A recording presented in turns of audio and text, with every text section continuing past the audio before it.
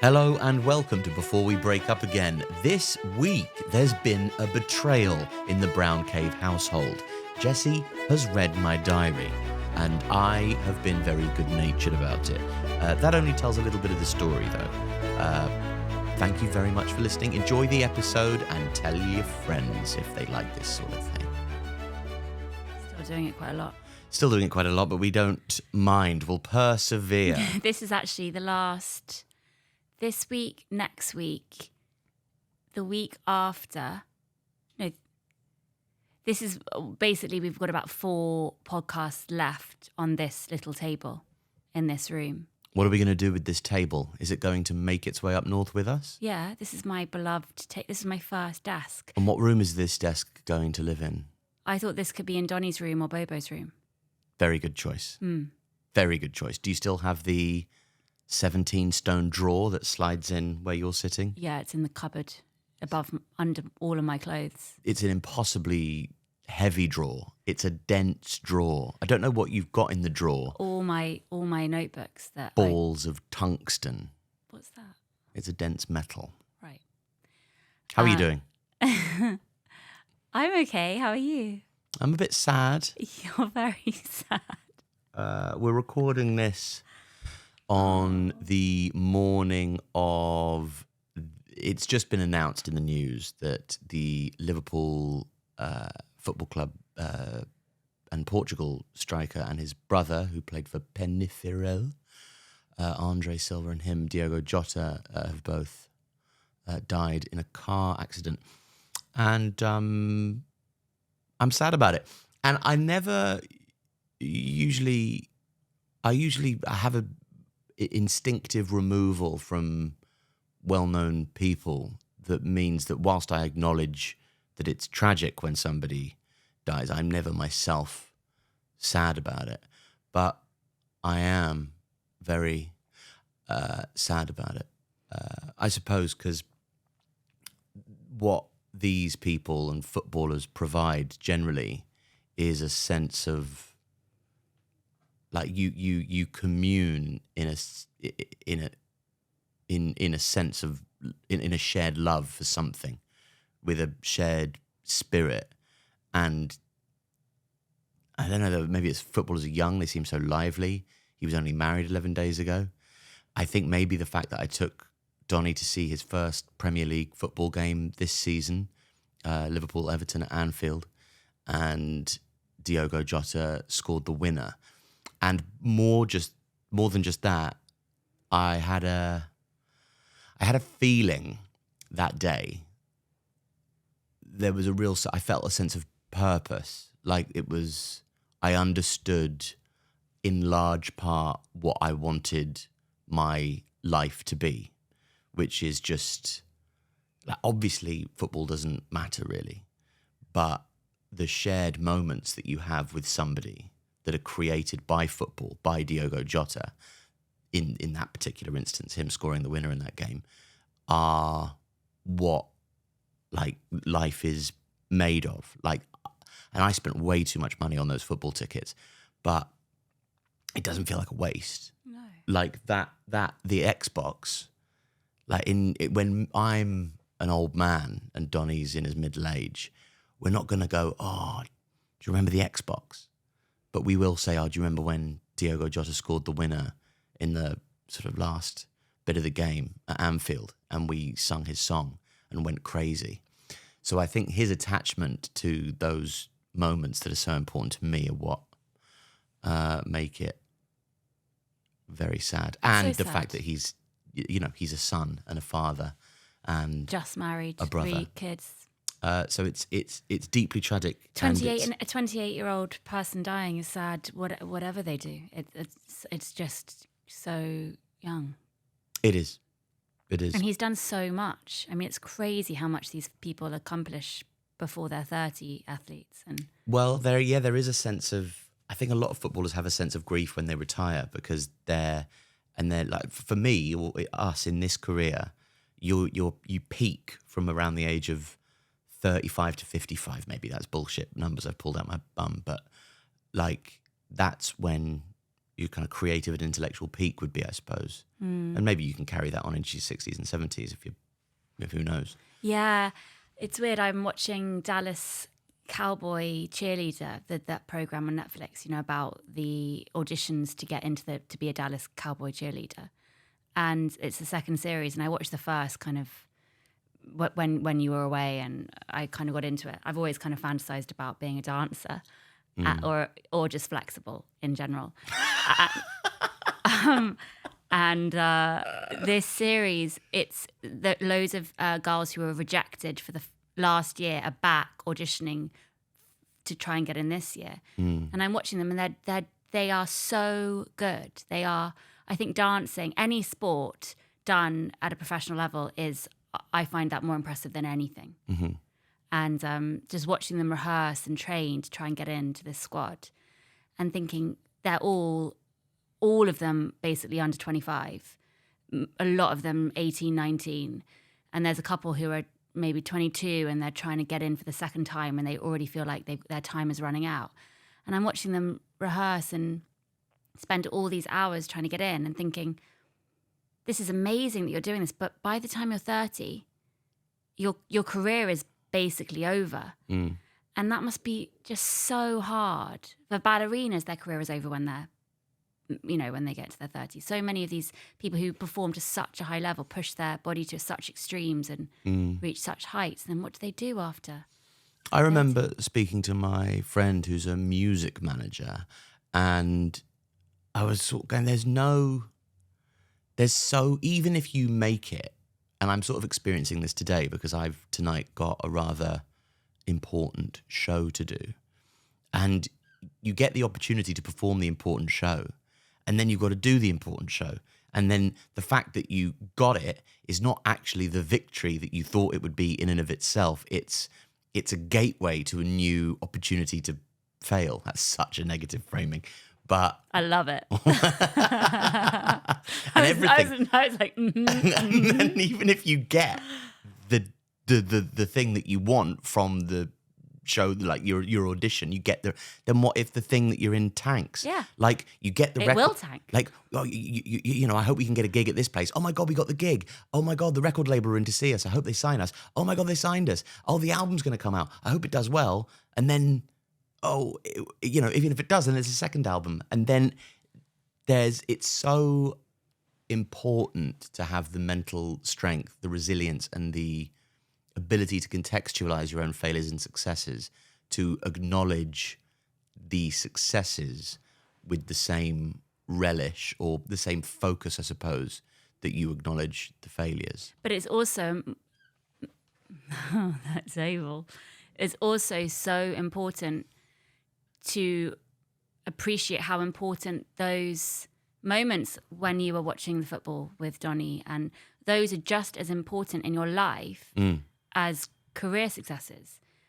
And those are the things to hold on to, really. So yeah, you can have your career, you can have that day in mind where your career could change and you could get given this gift of an opportunity, but you need to see going to their school play or you like running 5K and feeling amazing, or I don't know, whatever, for your personal life as important as your career. And I think that's the tricky thing as you get older, because we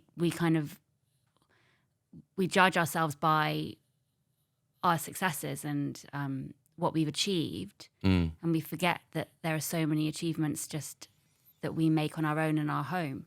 And I think going there gave me a renewed sense of, going to Anfield to see this game with Donny gave me a renewed sense of impetus to earn money.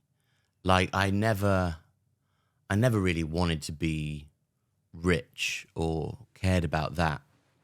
But to have enough disposable income to exist comfortably, but also to afford yourself the opportunity to have these moments. Those moments, it cost money. Don't tell me how much it cost. I will never tell you how much it cost. One thing I'm very good at hiding is the amount that I've spent on going to watch football. Okay. And you must never know, for the benefit of the long-term health of our relationship. Just like I must never know. How much I spent on Barry's boot camp. Yeah. Somebody in the class today was like, everyone give a round of applause. Brian's just done his 100th class. And I was like, 100? I've done 220. 220 times... Jessie, don't do this. Yeah. Can you imagine how much I've spent? Yeah. Oh, I can't even imagine. I can work it out. But it makes me happier. And it's vital for my mind. So it's worth it. Yeah, you can't really afford it, but like the football tickets. I can't afford the football tickets, but it's so important and good that you spend the money on that and there will be people who can't afford it to the literal extent that they don't do it. Yeah, I know. But we are lucky enough to be able to. I was saying this to somebody yesterday when I was talking about how much money we have to earn for the house to be ready. And then how much we have to earn potentially for tax next year. And his face just fell. Like he was like, are you going to be able to do that? And I was like, I don't know. I hope so. He's like, well, do you have a backup plan? And I was like, no backup plan. Just going to go for it still. Just going to keep trying each week. And he looked so scared for me. And it made me realize, we do live risky. We live a risky life with the way we earn money and provide. Yeah. In an ideal world, like if we were looking for a partner on a top trump card, I think a financially responsible and pragmatic partner would be good for each of us to have. Like maybe we could start, like we could be in a throuple. I know a throuple. Okay, maybe we could be in a throuple and we could get the third one to be like an accountant, and that we'd like have to fuck them every once in a while just to kind of keep the whole thing ticking along. No. But really, it would be about accountancy. Yeah, but that would be findom. Maybe we get someone who's really into findom, like a rich. We want a guy. We want a guy, girl. I mean, as long as my taxes are done, I don't care. I'll suck 10 dicks to get my taxes sorted. Maybe you should start an OnlyFans and start sucking some dicks. Happy to. Yeah, I think you would be fine with that. Anyway, we're going to I don't want to die having not done that. Right, okay, cool. Well... So we need to talk about that at some point. Yeah, great. Go for it. If Yeah? you get paid, go for it. Okay. I could sign up to Adult Work, the escort website for sex workers. Let's not publicise that right now. It's not a decision I've made. There are no bad ideas in brainstorming. Well, so even though I have this idea of, okay, we're not going to be able to afford anything once the house is ready, I still think the $6,000 it would cost to get a boob job for Christmas, a boob job for Christmas. Ho, ho, ho. is a financial investment. Like it would make me so happy as long as I don't get breast implant illness. And I'm willing to spend that money, even though we don't have it. What's the bit of your OnlyFans where you've got like a wish list of purchases? Yeah, I do have, I could put that on my throne wish list. Yeah. Could you crowdfund for a boob job on OnlyFans? Yeah, definitely. And then if they pay for it, they can see it.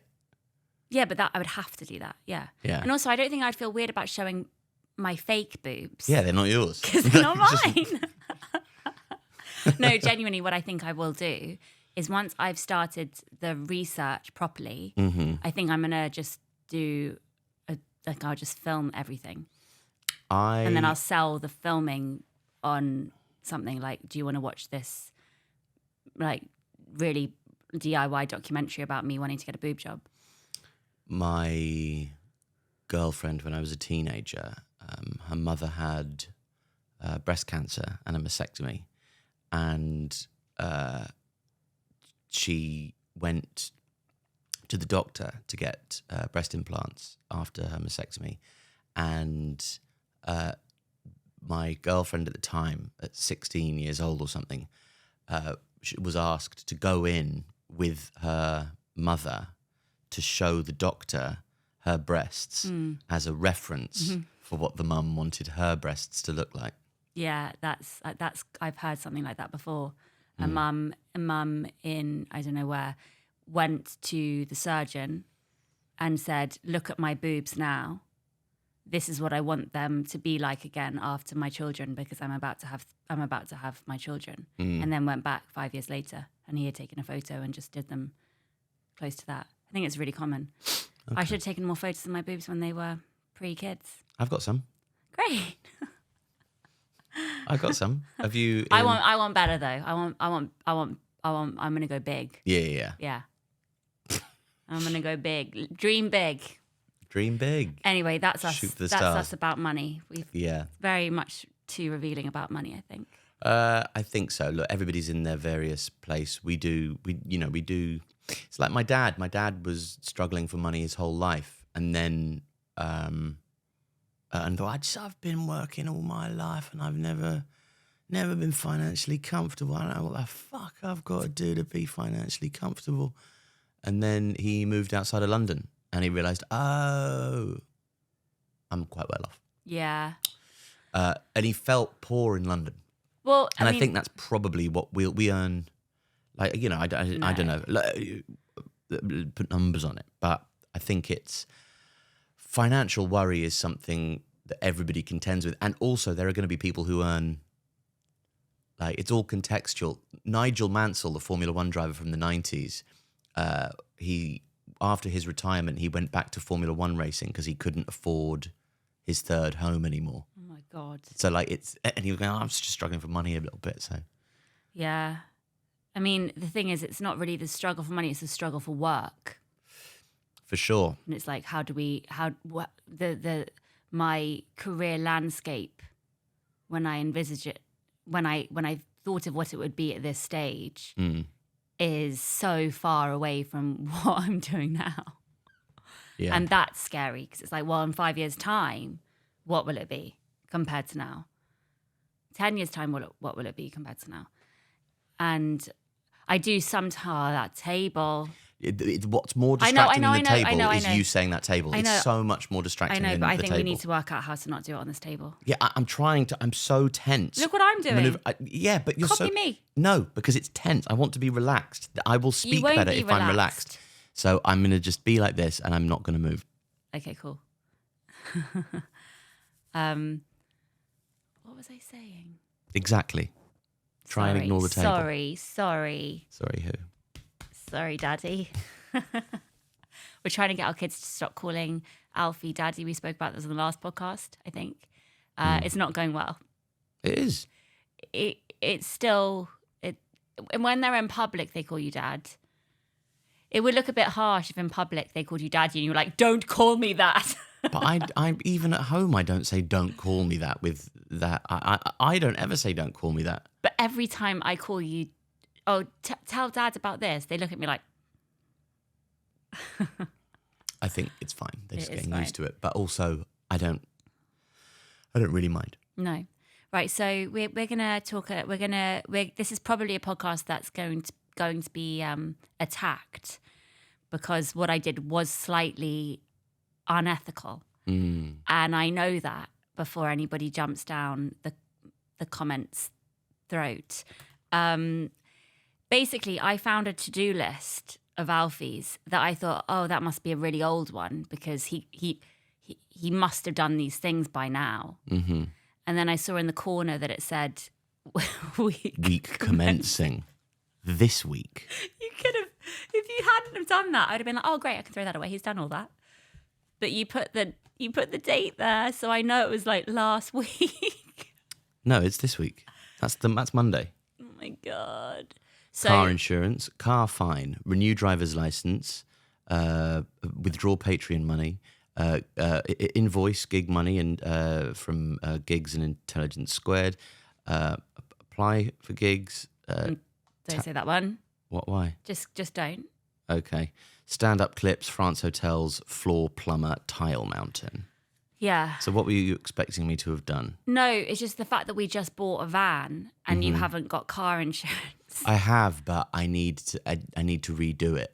And then the driving license I'm not going to go into... No, don't go into anything. It's too boring. But the fact that also the driving license thing is scary because you always say, oh, I don't have much left on it. And then I didn't realise that it was just a admin thing rather than you're going to get your driving license taken away. Well, I've got a lot of points on my license, but it's all driving 34 in 30s. It's so just silly.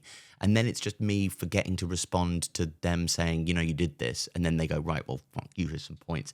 If I wouldn't have to have had the points if I'd just done the speed awareness courses. But I feel like life and the kind of bureaucracy involved in being an adult human is so kind of surreally unfair and bizarre. It's an arrogance. I think I'm above it. I'm no good. We both need to spend a day just doing admin that we should have done. But the reason why it says renew driver's license is because you've got to have your driver's license attached to where you live. Okay. And the reason why it says car insurance is because I need to add you to it. Okay. Because I'm never going to be able to drive that van if you get your license taken away. You will. Okay. And also, I'm not going to have if you get your license taken away, you can appeal it and say I need to be able to drive because I take my kids to school, etc. There's a guy who's a carer for his disabled brother who's got like 120 points on his license, but they never take it away because he has to. He's his brother's carer. Okay. Okay, fine. Well, anyway, I saw that, and then it was above this little yellow notebook that it's my little field notes book. I've seen it around the flat loads of times, and thought, oh, he's not looked after this little notebook. That's a shame. And then I found it in a very bizarre place under my diary. Mm-hmm. On top of. Under makes it sound like you're less culpable than you actually are. I am. No, genuinely, it was a mistake. Okay, it was under my diary, and I thought, oh, he's just discarded it. Then it can't really mean much to him. Right. You were gigging, and I was on my own. The kids had gone to bed, and I was procrastinating writing in my diary. So I read yours. I read yours because. Mm-hmm. There was also, this is a whole page, beautiful little handwriting you got there, and it was just falling out like this. I hate my handwriting. It was calling me to read it. Mm-hmm. And the first thing I see is, I couldn't write here yesterday because of the chaos. I love my children, all four. I love them uniquely and totally. And I thought, well, I've got to keep reading. This is going to be lovely. This is going to teach me something about Alfie. It's going to be lovely, and I won't tell them that I've read it. And it's going to be beautiful. And I'm just going to put it back under my diary, and he won't even remember because I could see already that you had not filled in the rest of it. So you kind of just stopped writing in your diary. I found it quite a harrowing thing to do, yeah. Well, I found it a harrowing read. Well, that's on you. And so harrowing that I feel like I have to read it out on the podcast, some of it, because if I read this and I didn't know me and us together, I would think that you not only are about to kill yourself, but I would think you're already dead. Like, you must just be dead. You've jumped off a building and you no longer exist because you're that miserable. And that makes me so scared because you just aren't. What the fuck are you hiding from me? What else are you hiding? Because you seemed fine at the time. I didn't seem fine at the time. You know I didn't seem fine at the time. You know that. You didn't seem that fine. You didn't seem that not fine. I mean, I really don't remember. I remember we had one big fight, but not. And then... Well, what's a diary for if it's not for dredging up the torment that swirls in the centre of your soul? I know. But the reason that I thought it's valid to talk about on the podcast is because you don't realise how good you are at writing, and you don't realise how most of what you write is also really good ideas for stand-up. And you don't write stand-up enough, and you don't believe in yourself enough. And if you did both of those things, you would be so much happier. And then you wouldn't be writing. Take Donnie to watch more football matches. And you wouldn't be writing harrowing diary entries. So what you need to do is you need to go and excavate these 5 entries. So what's about to happen is stand up, because it's criminal that you can write that well and not use it. My diary compared to yours. Yeah, carry on. I mean, it's just a little. It's so funny. Your diary writing is so beautiful. It's like a novel. It's like, okay, I'm gonna read. I know that this is self-indulgent, but fuck But fuck that. This What? is a self-indulgent podcast, whatever. Reading my diary isn't self-indulgent for you to do. So You have asked my permission, I should I've asked say. your permission because I complimented you on your writing, and I Yeah. think you are flattered. You're flattered. So we have lots of couples have a fight that they keep coming back to, and that's a lot of, when you read about couples therapy, and you usually are having the same fight disguised as different things. Yeah. And our main fight is always, it always kind of can be filtered down to the fact that I forced you to have 4 children, and you resent me for that. Sure. Yeah. And in the diary, the first page is about. Is this the first page that's come out? No, this is the page that came out. This is the first thing that I read. Right. I have deeply upset Jessie. The last couple of pages should be representing my stance on the family trip to Liverpool. We argue over details. We use tools of now to communicate our feelings about before, quibbling over frivolities. No, quibbling over trivialities that are euphemisms for broader discontent. I had to reread that about 5 times because I didn't understand it because it's so clever. Is it, or is it just It is really clever. faff? It's not faff at all. She should not have forced me into having 4 children. Fair? I ejaculated in her, to be fair. To be fair to her, it was on me. I won't read the next sentence. Okay, you basically go on to say that you're a people pleaser, and that's been your downfall. Just read it. Okay, if you're this is gonna read really it. this is Commit really well to the done. bit or don't commit A people at all. pleaser, to coin, I am weak. A people pleaser, to coin an overused term which seems to have taken on a greater, almost pathological gravity. That's so clever, because there's 4 children weighing you down, weighing this poor man down. His 4 beautiful children. My 4 beautiful children who I love. Anyway, I'm a people pleaser who then resents those that he has pleased and punishes them into rank displeasure. That doesn't make. I don't like that at all. I And love rank is that. overused. I think I did. I haven't seen rank in anything in years. Okay. What a shit way to live. My mum told me that she worries I let my life happen to me. Well, that has to stop. I wonder how. Oh, Alfie. Carry on. No, I'm not going to read that because that's too revealing. Okay. But it's so sad because you do love them so much, but you're so just torn by something. I don't know what it is. I think the fact is we're living in this tiny flat and we're not doing what we want in our careers is not helping, and we're not thriving, and you've been cancelled, and our lives have kind of been ever changed by that. I think the thing with the greatest weight of discontent about having 4 children is the fact that they keep me from the others. If that makes sense? Like, having 4 means you're more distant from all of them. So it's a desire to be close to them, because there's such a pleasure in the intimacy and the ability to know my children more deeply when I'm with them in a smaller group. But there is no pleasure in going to some pizza place with all 6 of us, and watching them smash the place up, because they are an unknowable thing at this point. That it's just chaos. So what beauty is there in any moment? Do you know what I mean? Yeah, I definitely know what you mean, and that's become clear to me in the last year or so. When you first have a baby, and I think for me, particularly with Becca, I was on another planet for a couple of years. And now that they're older and they all have such amazing and different personalities, it is evident to me that we are, the fact that there's 4 of them means that we sacrifice, getting to know each of them deeper. And you've written that, again, amazingly, and this would be such a good stand-up too.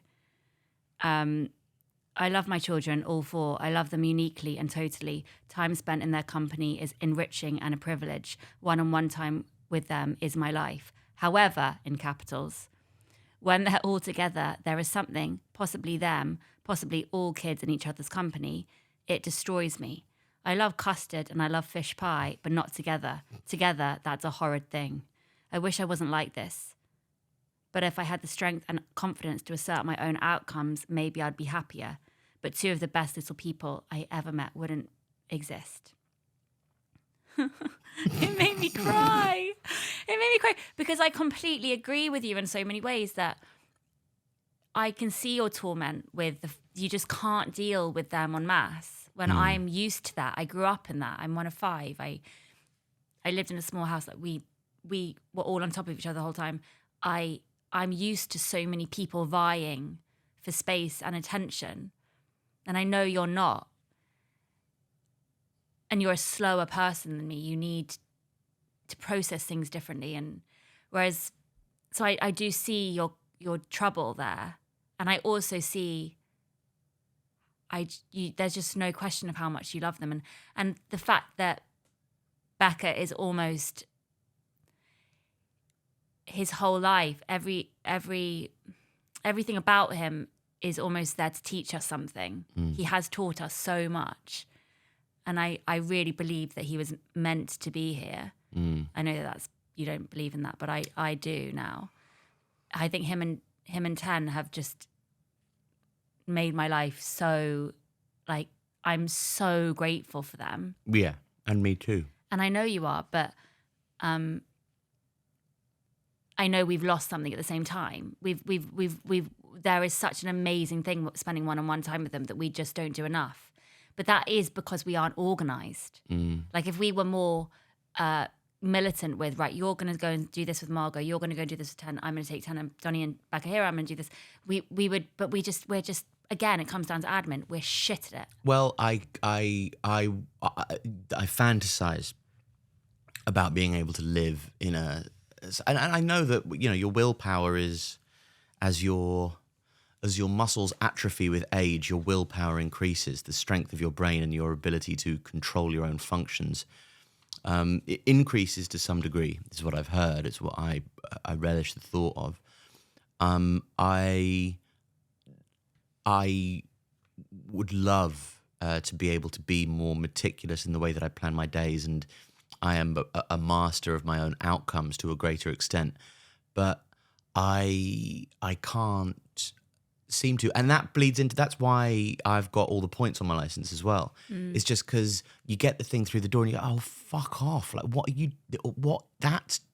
I am completely feel severed from being able to compute that as something that exists within real life. All of these societal structures, and it's arrogant and pretentious, but it is innate. I'm not putting this on. And perhaps it's attention deficit disorder or some form of neurodivergence. I think people would be very, I've been diagnosed with bipolar and ADHD, God knows enough times. I would love to be able to live like that. And and also for my own career. And God knows that I must, because I was speaking to friend of the show, Vittorio Angeloni, long-time listener, first-time caller. And I was talking to him about, because he's so good at, not only stand-up, but putting clips out and whatnot.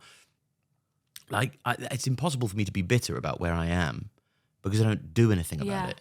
And you've written that very well here.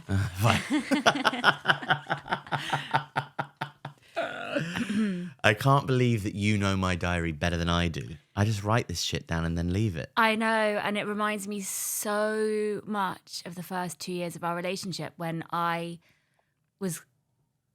we didn't know each other, and I immediately sensed that you let all of this gold just slip away. You don't hold on to it. You write and speak so brilliantly. And every time that we would have a coffee or something, I would be like, oh, have you written that down? Have you? And you'll be like, no. Or I would listen to some of your early podcasts and I'd be like, that was amazing, this bit here. And you didn't. I know every good thing I've done. Like, I've got 5 good stories. I've got 5 good memories that I wring out. You don't. You just let it all just, and that's why you're a failure.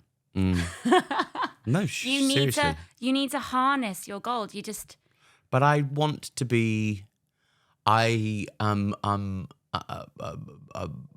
in the wrong era. I wish I was a punk rocker with I know. It's a cop out. You have to get with this era. I know it's a cop out. I long for a time when I could just be a sort of lonely creative, sufficing to myself, making things. But I don't believe you, because you also love going on stage, and you can't be a lonely creative who goes on stage because you need an audience. You can. That's what fucking stand-up is. It's lonely. Who's going to be your audience if you're a lonely creative? You're not like, yeah, I know. How are they going to come to your shows?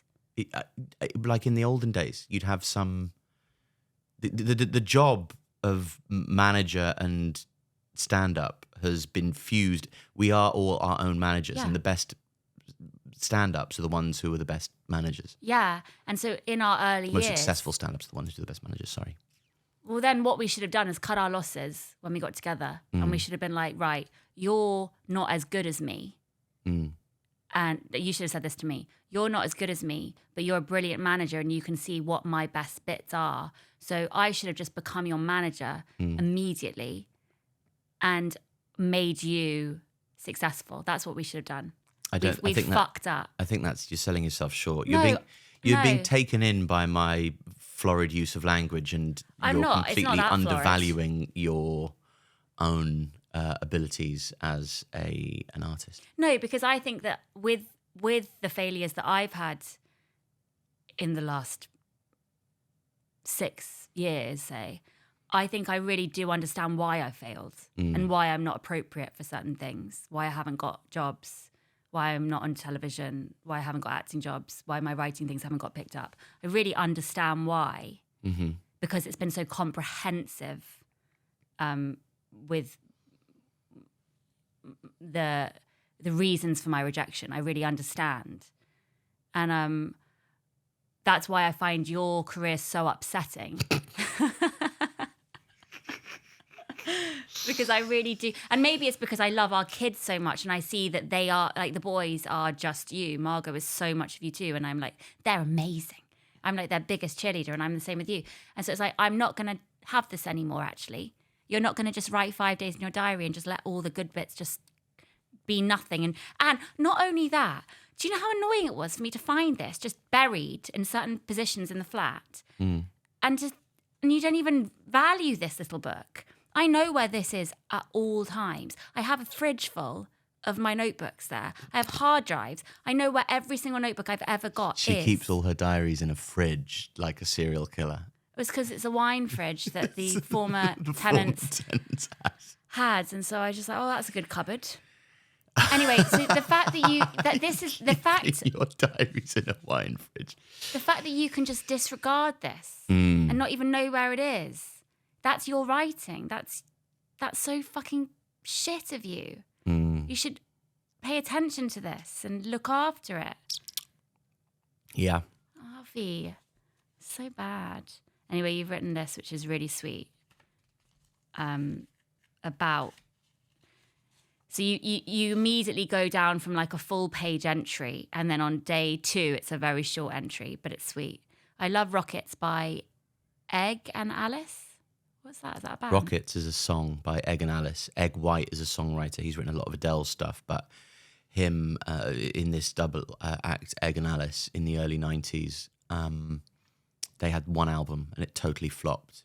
But I remembered when my dad used to have a cricket team, I would drive, and I remember that was one of the songs that he had in the car. He'd always be playing new albums in the car, and he'd go, the fact that this hasn't done better is evidence that the world is shit. And I remembered that, and in one of my, daily trips down Grief Street, it's often a different thing. Sometimes it's photos, some other times it's music.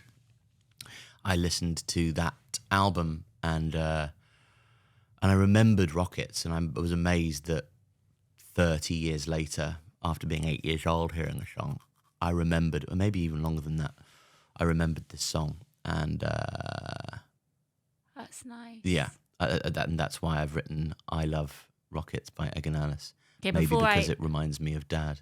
Yeah. Before I read the next bit, your walks down Grief Street and the fact that you're able to look at photos and listen to songs that remind you of your dad, you're able to kind of dwell in that. And that's a really positive thing because it shows that you're confronting it and you're honouring that person by being reminded of them and thinking of them. That's really nice.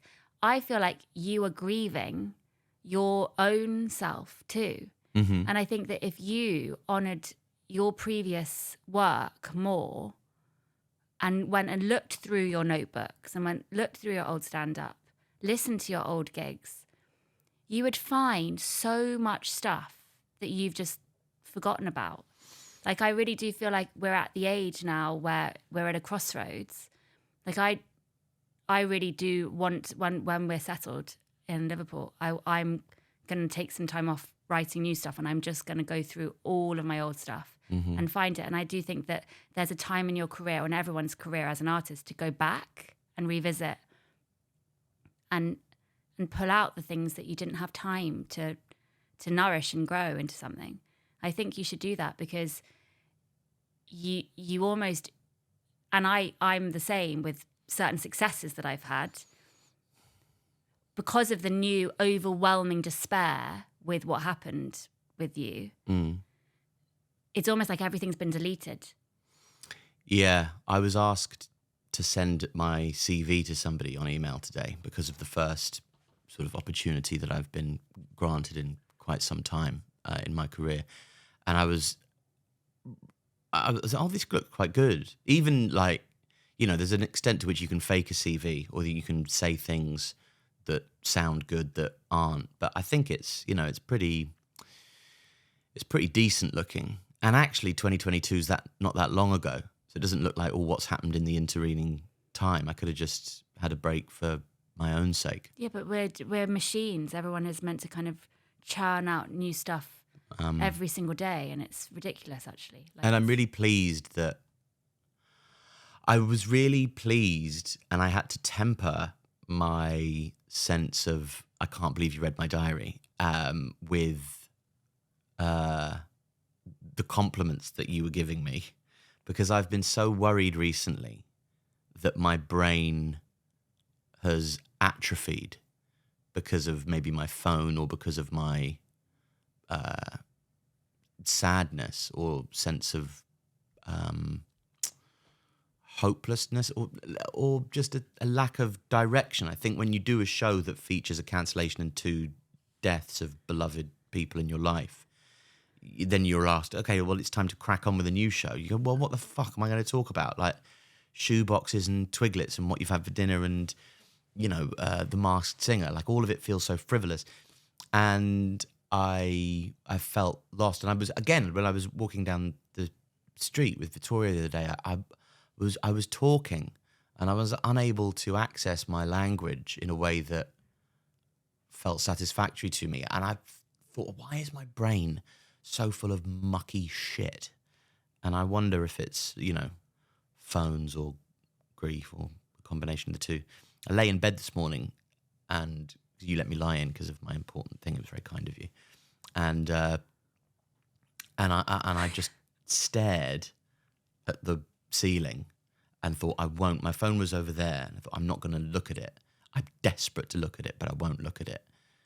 And the pull of it, it wasn't in the looking at it that I felt the severity of the addiction. It was in the not looking at it and acknowledging consciously how great the pull of it was. And then I looked and Diogo Jota had died, and I thought, that's awful. But I didn't need to know immediately. Like there was no need to look at my phone in that moment. My reaction would be just the same if I found out at lunchtime. It wasn't a necessity to know immediately. Yeah, I think when you're on your own, the phone thing is so much worse. Whenever you're out, and I've got them to bed, and I can wait. I can sit there for an hour and just be doing things on my phone without realizing an hour's gone by. It's kind of, whereas when you're there, I'm too embarrassed to look at my phone. I've been walking to gigs the last few nights without listening to anything. And the amount of churn in your brain is fabulous. Yeah, you just need help. You need so much help. And also, there is lots of negative stuff about me in the diary. There isn't lots. No, but, I can see it from an outsider's point of view, how I must,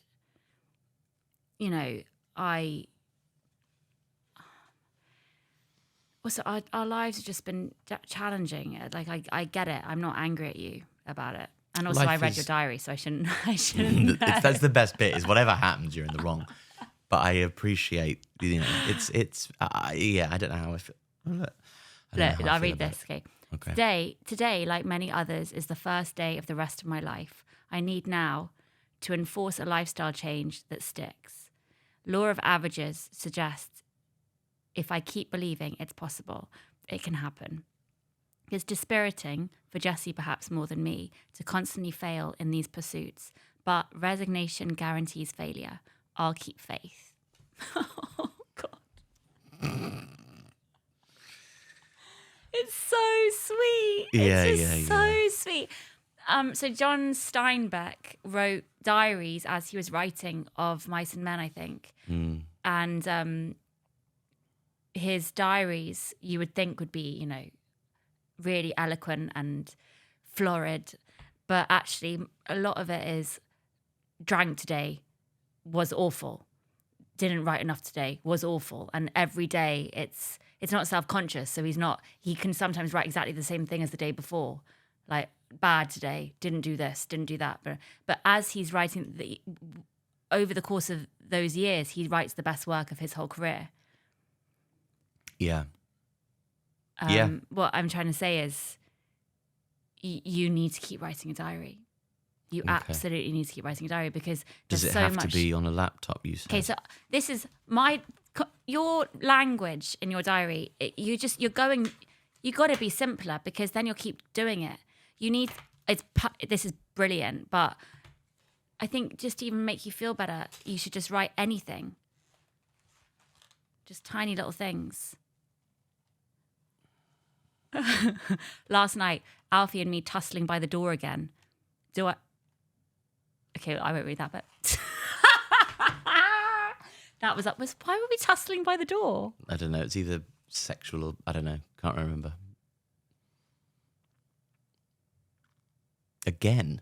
I have no idea what that means. Like mine is just complete shit. Illness, blueberry vomit, social engagement, Margot doing a dance, Donnie not telling me about his day, and things they've said, and then things that they said. Yeah, that's basically what this is. I love you to the jungle and safari and moon and back again. And then Margot's joke, of course, of course, not the car, but with an. No one will understand that. There's know what a Vauxhall Corsa is. I try and write just kind of anything. It's like Becca running into my arms, 10 saying, I'm thinking and sleeping. And then I write down every time we have sex. So hopefully no one finds this apart from you. Becca, hyperactivity at bedtime, telling stories and saying, I can do backflip. Look, that's a backflip. And then he just rolled and he was like, that's a backflip. 10 upset that I wouldn't give him glow-in-the-dark dinosaur in bed. He had his, but it wouldn't glow. Then we cupped it in our hands. He saw the shadow and light from outside and thought that was the glow of the dinosaur, and his face lit up. Becca told the joke. Why did the bumblebee go down the road? Why did the bumhole? Why did the bumhole go down the road? To do a poo. 10 laughed so hard. Donnie sitting on my lap during the US office, kissing me on the cheeks and chin before bed, doing his hiding game, sneaking in. Showed me a video she took of me. In Harry Potter.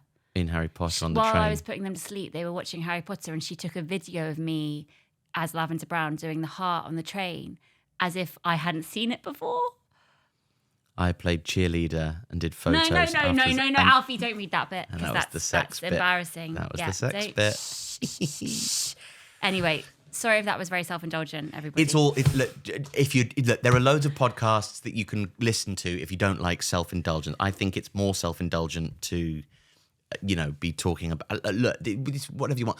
Also, at the back of the diary, any of these difficulties, and I do happen to say, like you listener will have your own struggles, and your life will have its own difficulties, and they'll be greater in part than the ones that we experience in our lives, and less so than the others. They're all valid, and I'm not saying, or we're not saying that our life is any more difficult than anybody else's, but it's, your own life is the only one that you can navigate, so let's all just love each other. I really think everyone should write a diary, though. I know you do.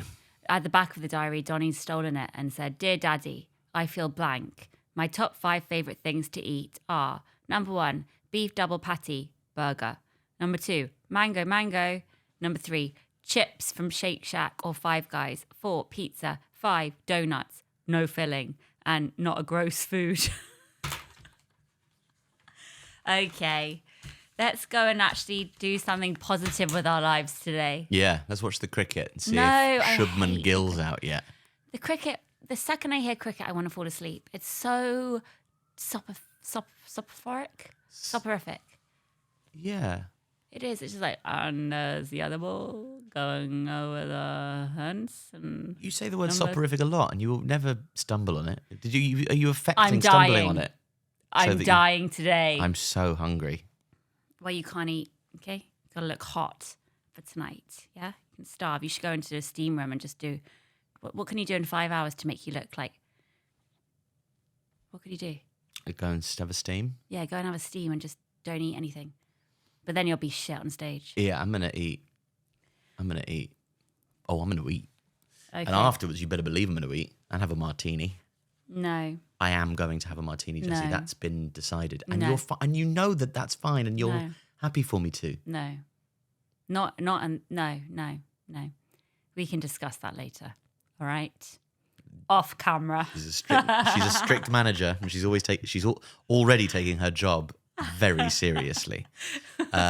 Thanks for listening yet again. If you haven't yet, please leave a review on the iTunes or the Spotify's. Don't. Leave a comment. Or it's like the video and subscribe to it if you're watching it on YouTube. Only if it's nice. Yeah, of course, only if it's nice. But that's you can't be a fucking beg about it. You've got to just say leave a review and then hope that they go, oh yeah, I will do that. If they're listening at 52 minutes in or whatever this is.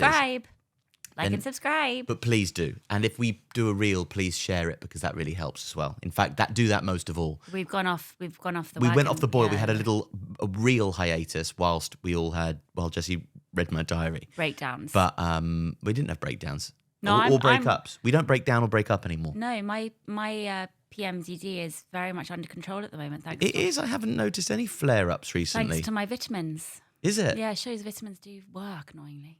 Heavens. Well, everybody get your vitamins.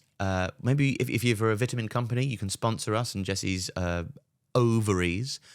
And conducting the orchestra of her mood like Daniel Barenboim. Okay. And read your boyfriend's diary. That's my top tip. Yeah. Good night. Good night. Good day. Good day. Good night and good day.